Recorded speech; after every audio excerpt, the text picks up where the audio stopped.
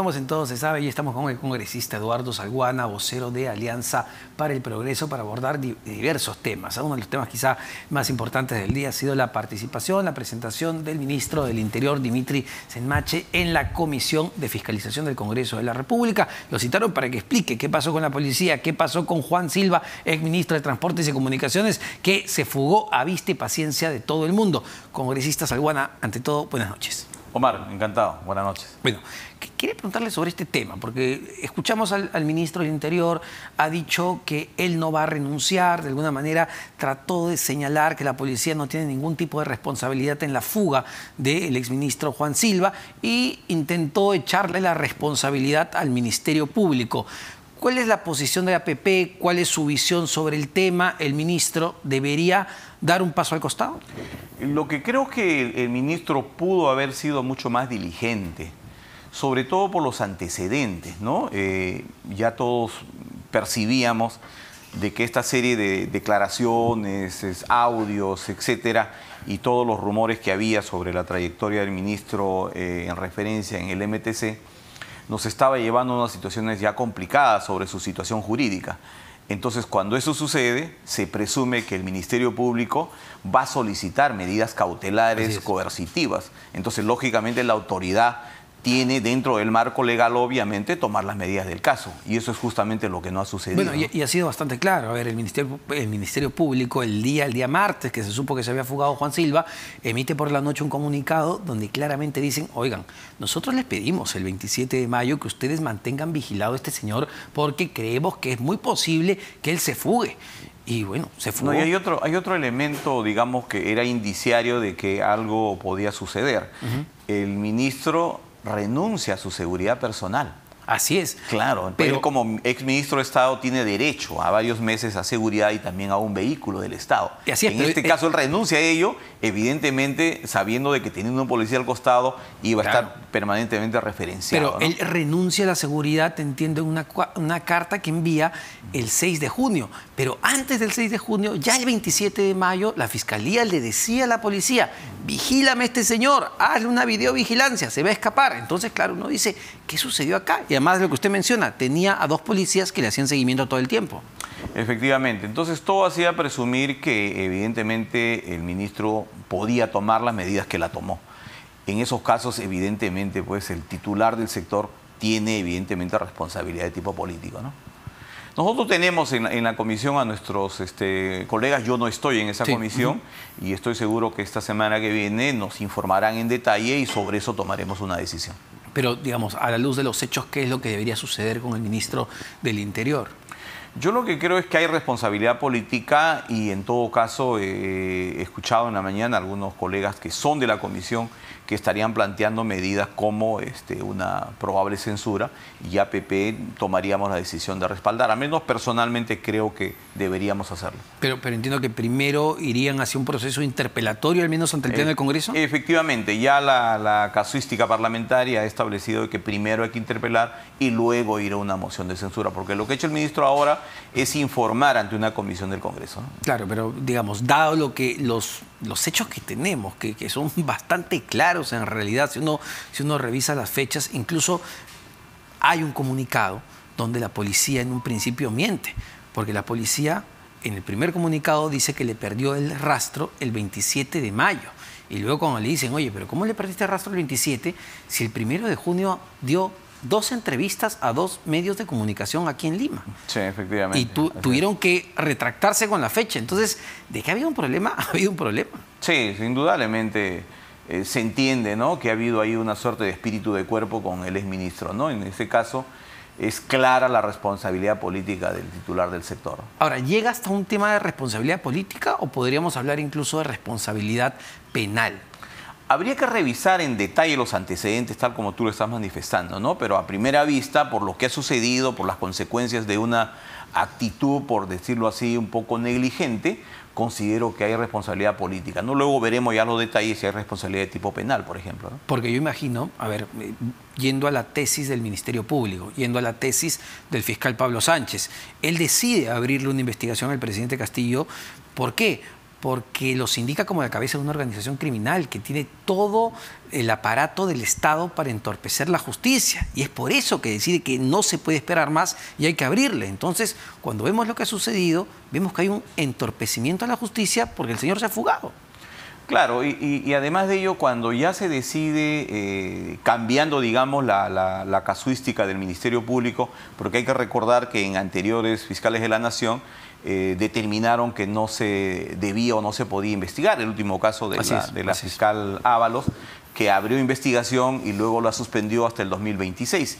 En este caso, ante una decisión, considero acertada, en realidad el Ministerio del Interior debió tomar la medida del caso, porque si hablamos de una organización de ese tipo, obviamente que los ministerios estaban contaminados con una situación de esta naturaleza ilícita, y todos sabíamos que los caminos conducían principalmente al MTC, ¿no? Ahora, los policías a cargo de todo esto, porque esto es muy complejo en realidad, incluso está por un lado la policía encargada, a quien se le solicita la videovigilancia, y por otro lado está la policía que tiene que ver con la seguridad del Estado, que son estos dos policías que hacían el resguardo del exministro Juan Silva. ¿Tendría que ser investigada, digamos, ya los responsables operativos de esto? Yo estoy seguro que eso es lo que viene, ¿no? Porque ya de ahí vamos viendo de manera específica las responsabilidades puntuales, de acuerdo a las funciones, competencias que le correspondía a cada uno, ¿no? Y obviamente los efectivos en referencia tienen algo que decir, tienen mucho que decir, porque no estaban acompañando al ministro solamente los últimos días, sino que ya lo conocían de muchos meses antes, sus hábitos, los lugares que visitaba, los familiares, los vehículos que utilizaba. O sea, tienen mucha información que brindar, ¿no? Y obviamente tienen que hacerlo. Ahora, a Juan Silva, ¿se fugó, pudo escapar de la justicia, pudo escapar de la vigilancia o, y le pregunto, fue ayudado a escapar? Bueno, se puede especular, ¿no? Muchas hipótesis, ¿no? Lo concreto es que no está habido, y la justicia peruana, el ministro ha señalado hoy día de que van a poner todos los esfuerzos en capturarlo y al resto de prófugos de la justicia, y esperemos que lo hagan, ¿no? Por el bien del propio gobierno, ¿no? Porque hay una sombra, digamos, de dudas, de complicidad, de facilitar la huida del funcionario en referencia, ¿no? ¿Pero qué opina cuando escucha, digamos, al presidente de la República en estos eventos internacionales como la Cumbre de las Américas, pues hablar de lucha contra la corrupción, de que lo quieren enlodar, pero por otro lado vemos que su entorno más cercano, Juan Silva, que lo nombró él, Bruno Pacheco, exsecretario general, que lo nombró él, y su propio sobrino, Freddy Vázquez Castillo, los tres están fugados hasta el día de hoy? Bueno, lógicamente uno lo que siente es que no hay coherencia, ¿no? Porque tiene que haber una coherencia entre lo que él expresa públicamente en el exterior y lo que sucede al interior del país, en su gobierno. Porque además de lo que tú bien señalas, cuando uno visita los ministerios en general, lo que encuentra son ministerios que no están trabajando a plenitud de sus facultades, competencias, porque los funcionarios que se designan no tienen las capacidades, no son gente preparada, o en muchos casos no hay ni viceministros, hay una alta rotación de funcionarios, y eso genera, por ejemplo, que en este momento, si uno revisa el portal del Ministerio de Economía de Transparencia sobre la ejecución del gasto público, los ministerios no exceden del 22 al 25%. Hay ministerios que no han gastado ni el 16-18%. Y ya estamos mitad de año, ¿no? Y eso obviamente, pensar que en junio y julio tú vas a convocar a proceso de licitación con grandes montos, no vas a poder llegar ya a adjudicarlos, mucho menos ejecutarlos. Y eso implica menos transferencia de recursos, menos obras y menos trabajo para la población. ¿Y cree que haya voluntad del presidente para aclarar todos estos temas? Bueno, uno siempre trata de pensar en positivo, ¿no? Pero dada la circunstancia y dada la conducta que ha asumido lamentablemente el mandatario, no vemos en ese sentido. O sea, no solamente su reticencia a acudir a citaciones del Ministerio Público, sino de las propias investigaciones del Congreso, ¿no? Responde por escrito, se disculpa, manda al abogado, ¿no? No habla con la prensa más de 100 días. Hay una serie de indicios, lamentablemente, que dan señales distintas. Por ejemplo, ya su defensa, el doctor Benji Espinosa, ha solicitado que le reprogramen la audiencia que tenía para este lunes 13 ante el Ministerio Público. es, digamos, parte de esa actitud. No, lógico, ¿no? El abogado tiene que asumir todos los mecanismos de defensa, es su tarea, para eso lo han contratado, y el doctor Espinosa es un joven abogado muy competente, y estoy seguro que va a ejercer la defensa, pues, de su patrocinado, ¿no? Sin embargo, nosotros como sociedad estamos en la obligación de exigir al Ministerio Público que también ejerza los mecanismos que le franquea la norma para garantizar que el presidente realmente cumpla con él mismo, con la sociedad, con tanta gente que ha confiado en él, ¿no? Yo entiendo la defensa del doctor Espinosa, pero es la parte legal. Declarar un feriado justo para el lunes 13 porque juega Perú, ¿le parece una actitud prudente? Me parece, ¿qué te digo? Audaz, pero temeraria, ¿no? Porque no hay que, o sea, declarar feriado implica consecuencias de tipo económico, claro, sí, sociales, ¿no? Oye, la situación está complicada, ¿no? Jugará Perú, nos gusta el fútbol, lo que sea, pero igual hay que chambear, hay que ganarse los frijoles, ¿no? Y hay gente que vive, pues, del día al día, ¿no? No sales a chambear, no llevas, pues, el pan a tu casa, ¿no? Pero entonces me parece un poquito irresponsable también, ¿no? Y además de irresponsable, le pregunto, ¿qué refleja el hecho de que se tomen medidas de gobierno con un impacto literalmente en todo el país para, pues, lo que pareciera una estrategia de evasión, ¿no? Exacto, sí, no, me parece, pues, totalmente inaceptable, ¿no? O sea, habrá que ver qué mecanismos asumir en ese caso de darse, ¿no? Aunque estamos ya viernes, ¿no? Y el lunes ya están de acá escasos 3 días. ¿Usted qué cree sobre la situación del presidente de la República? El fiscal Pablo Sánchez dice y los indica como la cabeza de una organización criminal. ¿Cree que su situación llegue a ese nivel? Bueno, uno como ciudadano peruano, con los antecedentes que han sucedido con varios ex primer mandatarios, quisiéramos creer que no suceda, ¿no? O sea, quisiéramos que esa hipótesis no sea cierta, ¿no? Porque obviamente no es nada grato para los peruanos tener presidentes en una fila, pues, de procesados, extraditados, suicidados, que es duro hablar de esa manera, ¿no? Con detenciones domiciliarias, y ahora tener un presidente que llegó con un mensaje de lucha anticorrupción, humildad, un profesor rural, que llegó, pues, con la esperanza de cambio de millones de peruanos, esté lamentablemente involucrado en este tipo de temas, ¿no? Esperemos, pues, que el tiempo nos diga, pues, la verdad de las cosas, ¿no? Y él debería ser el primero, Omar, el primer interesado en aclarar todos estos temas y esta sombra de corrupción que lamentablemente rondan Palacio de Gobierno. Bueno, y si no lo aclara, ¿cuál va a ser la actitud de APP, de Alianza para el Progreso, a quien también se ha cuestionado de alguna manera a veces jugar en pared con el gobierno, con sus votos, cuando se ha planteado una moción de vacancia en el pasado? A partir de los hechos que conocemos, de los colaboradores eficaces, de los audios, ¿qué posición va a tomar APP? Bien, nosotros en realidad se nos atribuye una actitud, digamos, de cercanía con el gobierno, lo cual no es cierto. Nosotros, si uno revisa las votaciones y las decisiones, donde nosotros hemos votado en contra ha sido en las 2 vacancias. Y la mayoría de los especialistas y la propia historia nos da la razón de que fueron vacancias, 1, apresuradas, y 2, como iniciativas totalmente individuales de algunos parlamentarios, ¿no? Y tercero, que carecían de sustento jurídico y fáctico.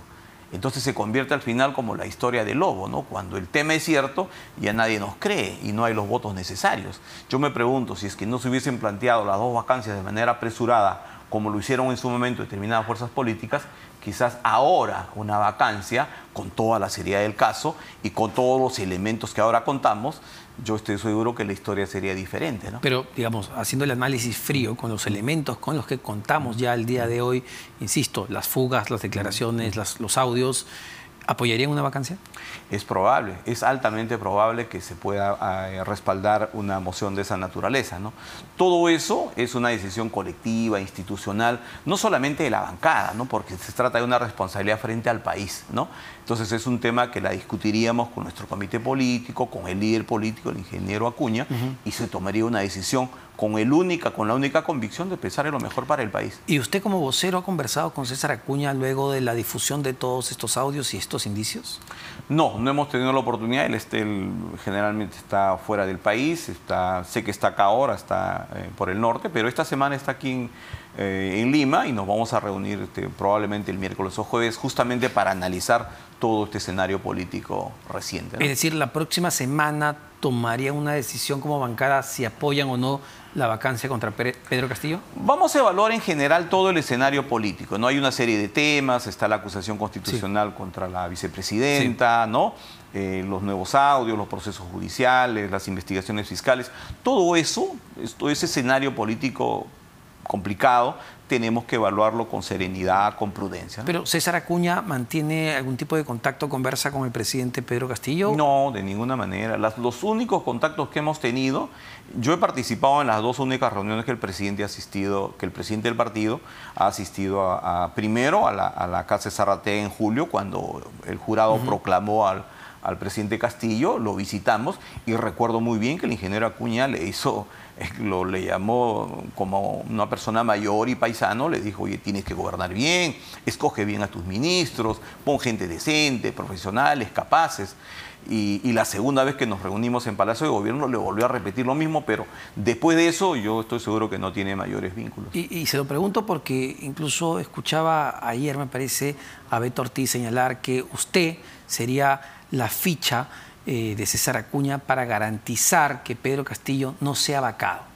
No, de ninguna manera. O sea, APP es un partido y es una bancada de oposición, pero una oposición constructiva, crítica, pero siempre pensando en los intereses del país, ¿no? O sea, las dos únicas votaciones que hubo fueron esas. En el resto de censuras, interpelaciones, nosotros hemos respaldado lo que es correcto, hemos ejercido control político y lógicamente que somos muy críticos de la gestión del presidente Castillo, ¿no? Y no hay ni un vínculo, ninguna relación de tipo político, ¿no? Nosotros nos mantenemos como un partido de centro, buscando equilibrio, buscando decisiones responsables, porque fíjate, en este momento en el país hay una grave crisis económica, la gente quiere empleo, quiere chamba, mayor inversión. Y lo que está pasando en el país es justamente totalmente lo contrario. El gobierno no está haciendo las cosas bien y creo que del Congreso hay que contribuir a que las cosas mejoren. ¿Y a usted le interesa ser presidente del Congreso?